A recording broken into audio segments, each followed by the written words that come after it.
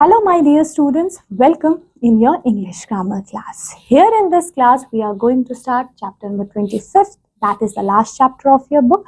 Hope so आपको सारे English की चैप्टर्स अच्छे से समझ में आए हैं, क्लियर हुए हैं.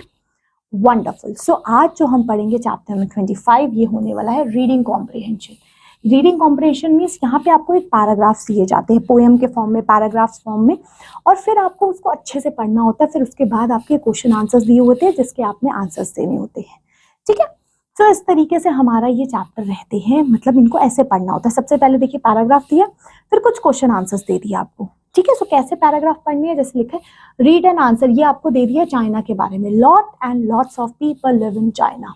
More than 1 billion live in the China. People who live in China are called Chinese. जो चाइना में रहते हैं वो चाइनीज है. In China there are the very large or long walls. It is the biggest and the longest wall in the whole world. It is more than 3000 kilometers long. It is called the Great Wall of China. हम कहते हैं.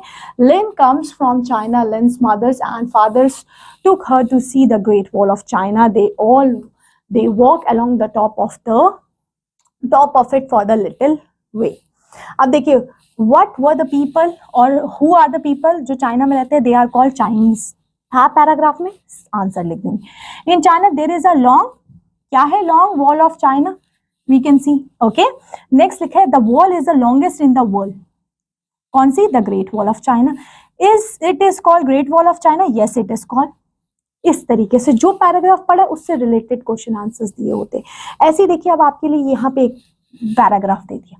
ठीक है. Sam has a yellow ball. वो कैसी है, ball के बारे में चीजें दे दी आपको. फिर आपके क्वेश्चन आंसर्स दे दिए. और ये यहाँ पे ना आपके पास ऑप्शन, जरूरी नहीं आपको क्वेश्चन आंसर्स हो, एमसीक्यू फॉर्म में हो सकते हैं, मैचिंग फॉर्म में हो सकते हैं, ट्रू फॉल फॉर्म में हो सकते हैं.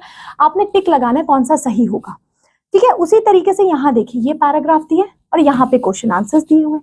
और इस तरीके से देखो ये पैराग्राफ क्वेश्चन आंसर्स. तो आपने क्या करना है, पैराग्राफ क्वेश्चन आंसर्स पढ़ने हैं और आंसर्स देने हैं. और इस तरीके से हमारी पूरी की पूरी इंग्लिश की बुक, इंग्लिश ग्रामर की बुक फिनिश हो जाती है. होप सो हमें अच्छे से समझ में आया, क्लियर हुआ. वंडरफुल. चलिए मिलेंगे अब आपकी नेक्स्ट क्लासेस में with the next book, with the next subject.